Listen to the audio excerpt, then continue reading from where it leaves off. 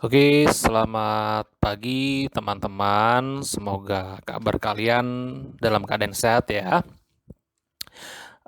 Pagi ini saya membuat sebuah video pembelajaran untuk kalian dan memang video ini saya gunakan untuk menambah variasi belajar ya teman-teman ya. Jadi karena memang saya sudah menyiapkan waktu dan sudah sempat saat ini membuat video, jadi saya buatkan video pembelajaran melalui kanal YouTube ini dan saya minta tolong disimak baik-baik teman-teman materi yang saya sampaikan ini, dan harapan saya apa yang saya sampaikan bisa kalian simak dengan baik, tentunya dengan kalian dengan menyimak dan memperhatikan tayangan yang sudah saya buat ini. Dan juga jangan lupa teman-teman, nanti di dalam video ini ada saya sisipkan tugas untuk kalian dan nanti saya minta kalian kerjakan seperti biasa di psikologi sudah saya siapkan, dan nanti simak pertanyaan saya dan lalu tuliskan di psikologi gitu ya teman-teman ya. Oke, baik. Yang pertama saya akan review dulu dari materi yang kemarin saya sampaikan terkait dengan struktur uh, teks editorial gitu ya. Dan kali ini saya akan menjelaskan pula teman-teman kaidah editorial ya. Oke, ini yang kemarin, dan jangan lupa teman-teman struktur ada 3 ya, struktur ini maaf ya, ini bukan anekdot ini ya, tetapi struktur editorial ya. Yang pertama adalah pengenalan isu, kemudian penyampaian argumen ya, lalu yang terakhir simpulan ya. Jadi jangan lupa seperti apa yang sudah saya tegaskan kemarin dan sudah saya ajarkan kepada kalian. Yang pertama adalah pengenalan isu ya, digunakan untuk pendahuluan teman-teman. Jadi jangan sampai kalian lupa ya. Jadi pengenalan isu itu lebih kepada ini ya, pengantarnya ya teman-teman ya, pengantarnya. Dan pengantarnya ini menjadi sorotan tentunya ya. Karena apa? Karena memang di dalam pengantar ini mengandung persoalan yang aktual teman-teman ya. Jadi memang menjadi pembahasan yang pro dan kontra gitu ya. Oke, kemudian penyampaian argumen yang kedua ya. Jadi seperti yang kemarin sudah saya sampaikan, merupakan ini teman-teman, ini merupakan bagian pembahasan. Jadi selain memaparkan argumen, tentunya memaparkan fakta ya teman-teman ya, memaparkan fakta-fakta yang berkenaan dengan permasalahan-permasalahan yang disampaikan. Dan terakhir adalah kesimpulan teman-teman. Kesimpulan ini merujuk pada ini ya teman-teman ya, saran atau rekomendasi, dan tentunya berupa penutup dan diletakkan di akhir paragraf gitu ya. Jadi jangan sampai lupa teman-teman, ada pengenalan isu, kemudian penyampaian argumen, lalu simpulan. Jadi ada 3 bagian ya, jangan sampai lupa. Saran dan rekomendasi yang baik teman-teman kemarin sudah saya sampaikan. Yang pertama itu menjadi atau benar-benar dapat menjadi solusi bagi penerima saran gitu ya. Jadi untuk memecahkan masalahnya ya. Jadi ketika si penulis membuat sebuah saran, dipastikan sarannya tersebut solutif gitu ya, dan benar-benar visible. Dan yang kedua bersifat praktis atau dapat dipraktikkan, tidak hanya teoritis ya, dipastikan visible, bisa dijalankan. Dan ketiga tentunya ditujukan gambaran khususnya gitu ya, dan tidak hanya gambaran umum, tetapi memang karena anekdot ini sebatas tulisan biasa gitu ya, jadi biasanya memberikan gambaran-gambaran berupa gambaran-gambaran umum atau langkah-langkah umum gitu ya, tidak spesifik. Oke, itu tadi teman-teman penegasan ulang gitu ya. Jadi penguatan materi dari materi yang kemarin saya sampaikan terkait dengan struktur editorial teman-teman. Dan Yang selanjutnya, materi selanjutnya untuk kaidah teks editorial. Jadi minta tolong disimak dengan baik.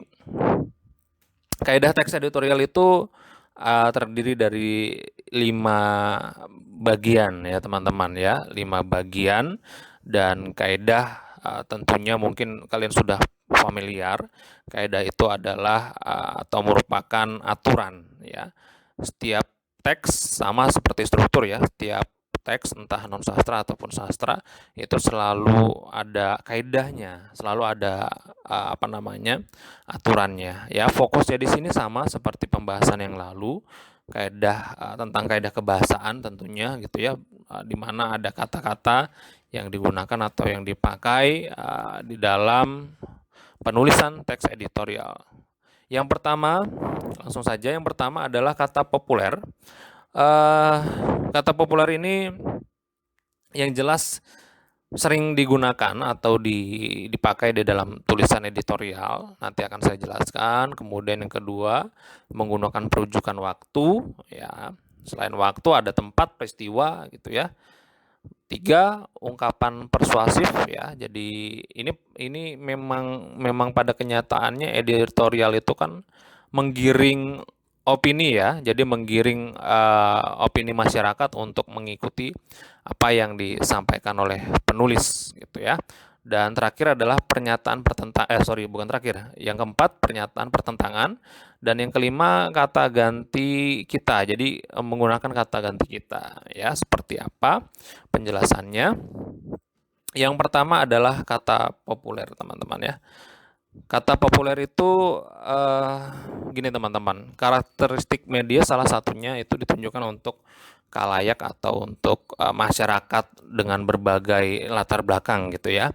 Dan kata populer juga digunakan untuk ini teman-teman, penghubung agar apa? Agar mudah untuk dipahami oleh semua orang yang membaca gitu ya. Jadi memang sebagai jembatan ya, supaya si penulis dengan si pembaca itu satu frekuensi gitu ya. Jadi satu pemahaman supaya mudah dipahami. Si penulis itu ya menggunakan kata-kata populer, kata-kata umum gitu ya. Kata populer itu kata umum yang lazim digunakan di dalam penulisan di media ataupun di dalam penulisan-penulisan artikel yang umum gitu ya, teman-teman. Contohnya seperti apa ya? Contohnya ini ada beberapa contoh saja sedikit ya. Ada geger, di drop gitu ya. Di drop ini kan, drop ini istilah asing, harusnya cetak miring gitu ya. Duit, warganet, carut marut, amburadul, semena-mena, kompromi, dan lain-lain itu merupakan sedikit contoh dari kata populer ya. Jadi kalau kata populer itu jangan sampai bingung, lebih sifatnya itu lebih kata-kata yang umum, yang sering digunakan oleh masyarakat, yang masyarakat pun istilahnya sering dan mengetahui kata-kata tersebut gitu ya teman-teman ya. Jadi jangan sampai menggunakan istilah-istilah atau kata-kata yang mungkin jarang didengar oleh masyarakat, itu nanti membuat masyarakat bingung gitu ya, orang yang membaca itu bingung.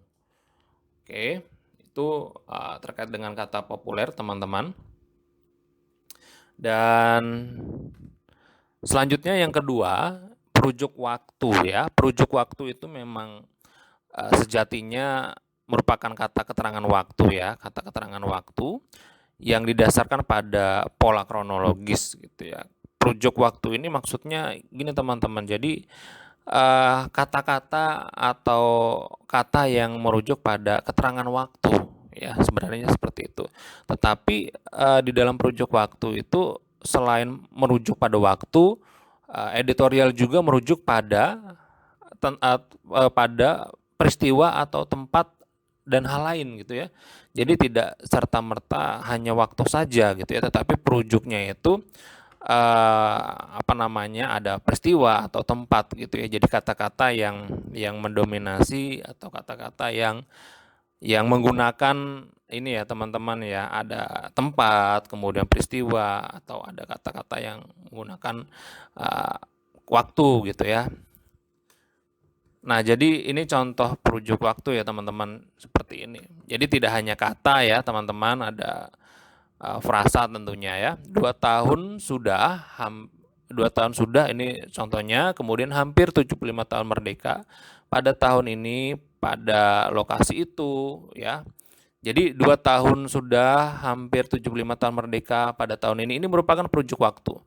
Ya, ini merupakan perujuk waktu dan pada lokasi itu merupakan ini teman-teman perujuk tempat, kemudian era globalisasi contohnya ini peristiwa ya. Jadi perujuk waktu itu sebenarnya sangat banyak sekali ya, mungkin kalian familiar juga, mungkin tidak menyadari kalau itu merupakan perujuk waktu ya. Kemudian selanjutnya ungkapan persuasif, ini yang paling penting dari beberapa kaidah yang sudah saya jelaskan. Yang ungkapan persuasif ini merupakan salah satu bentuk komunikasi ya teman-teman ya. Jadi salah satu bentuk komunikasi untuk apa? Untuk memengaruhi ya. Jadi pengaruhnya itu editorial itu pengaruhnya sangat kuat sekali ya terhadap orang yang membaca. Jadi karena mereka redakturnya menggiring opini supaya mengikuti apa yang disampaikan oleh redaktur tersebut, ya artinya banyak menggunakan ungkapan-ungkapan persuasif gitu ya. Banyak menggunakan ungkapan-ungkapan yang yang mempengaruhi orang lain untuk mengikuti penulis tentunya dengan menggunakan argumen-argumen atau fakta-fakta yang dituangkan gitu ya. Coba kalau kalian lihat dan baca editorial itu pasti teman-teman pasti banyak sekali ya kalimat-kalimat persuasif ya, ajakan-ajakan untuk atau himbauan-himbauan gitu ya untuk mengikuti apa yang ditulis oleh penulis gitu. Jadi contoh ungkapan persuasif itu contohnya ini ya menggunakan kata-kata seperti ini. Kalau ada kata-kata seperti ini artinya ini menggunakan ungkapan persuasif ya. Mari, sebaiknya, hendaknya, ayo, dukung, segera ikuti dan lain-lain ya. Jadi kalau ada kata-kata seperti ini kemungkinan besar itu merupakan menggunakan kalimat dengan ungkapan persuasif. Pernyataan pertentangan ya. Pernyataan pertentangan ini juga muncul gitu ya teman-teman jika memang karena memang permasalahan yang diangkat di dalam editorial itu pro dan kontra gitu ya, dan tergantung bagaimana media massa menyikapinya itu. Apabila memang pro terhadap permasalahan itu ya mungkin pertentangan ini jarang gitu ya. Tetapi kalau misalnya kontra ya dengan permasalahan yang ada gitu ya, seperti contoh Republika ya, tajuk rencana Republika mengatakan bahwa mungkin secara tidak langsung mengungkapkan bahwa penolakannya terhadap UU Cipta Kerja gitu ya. Pasti banyak pernyataan-pernyataan pertentangan gitu ya teman-teman ya. Jadi isinya di dalam kalimat itu saling berlawanan teman-teman ya. Jadi ketika kontra ya berarti banyak sekali gitu ya. Tetapi itu tidak menjadi dasar teman-teman ya. Tidak menjadi dasar kalau misalnya banyak konjungsi pertentangan gitu ya, kata pertentangan itu membuktikan bahwa itu kontra. Tidak ya teman-teman ya. Tapi itu hanya sebatas pandangan saya sebagai pembaca yang sering membaca tajuk rencana. Nah ini contohnya teman-teman kata konjungsinya tetapi, sebaliknya, melainkan, meskipun, namun, padahal, akan, tetapi. Ya ini jadi contoh-contoh kata konjungsi pertentangan. Kata ganti kita. Nah ini menjadi bagian akhir ya dari kaidah editorial ya. Editorial itu lazim menggunakan kata ganti orang pertama jamak teman-teman ya. Ya ini kita ya, jadi menggunakan kata kita gitu ya. Jadi kata ganti orang pertama jamak, kalau jamak itu berarti umum ya teman-teman ya. Kalau tunggal berarti menggunakan, kalau misalnya kata ganti tunggal orang pertama tunggal berarti saya. Nah, ya saya gitu ya. Tetapi karena ini jamak, kata ganti orang pertama jamak ya berarti menggunakan kita. Tujuannya apa sih? Tujuannya itu membuat sejajar ya, sejajar antara penulis dengan pembaca. Supaya apa? Agar dapat mengalami persoalan yang sama ya teman-teman ya. Jadi ketika penyampaian informasi kemudian dengan mengangkat persoalan-persoalan yang sangat erat kaitannya dengan kehidupan bermasyarakat, jadi penggunaan kita itu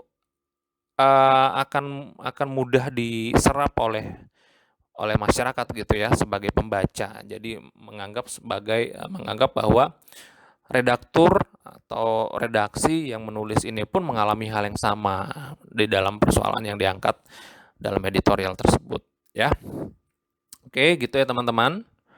Oke, ini skip. Nah, teman-teman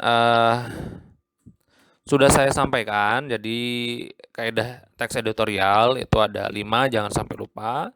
Tadi sudah saya jelaskan kata populer, kemudian perujuk waktu, ungkapan persuasif itu apa, kemudian pernyataan pertentangan, lalu kata ganti ya, kata ganti orang pertama ya, jamak ya, kita gitu ya.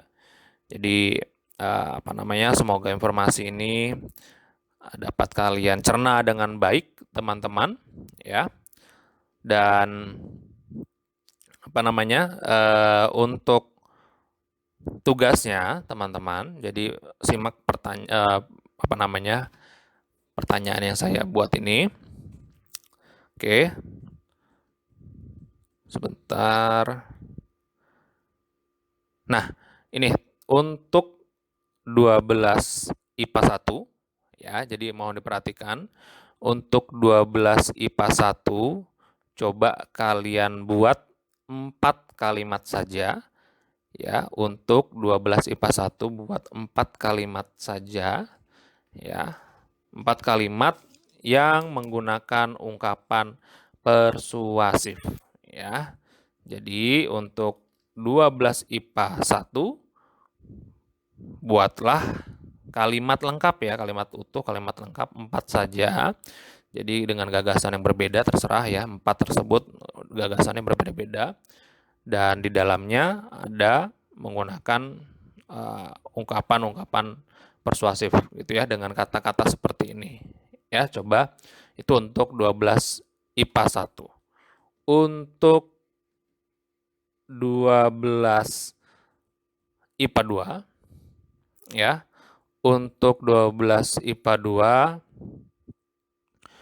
coba kalian membuat kalimat dengan menggunakan kata populer ya. Untuk 12 IPA 2, buat 4 kalimat lengkap dengan menggunakan atau menyisipkan kata populer ya. Jadi kata tersebut silakan kalian italik gitu ya, atau kalian bold ya. Jadi untuk menandai mana yang menjadi kata populer. Dan sama seperti IPA 1 ya, ungkapan persuasifnya ditandai, boleh di bold atau italik.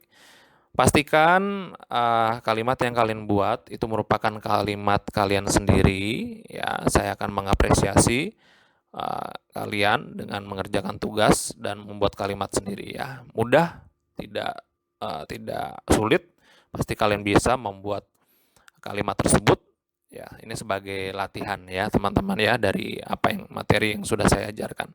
Dan untuk kalian yang ingin mendapatkan slide ini, dapat di-download saya tautkan ya di Schoology ya, di bawah di bilah diskusi ya. Jadi nanti kalian kerjakan pada bilah diskusi yang sudah saya siapkan, kemudian nanti di situ ada tautan yang saya siapkan untuk slide ini ya. Oke, terima kasih teman-teman. Selamat belajar, Tuhan memberkati. Terima kasih.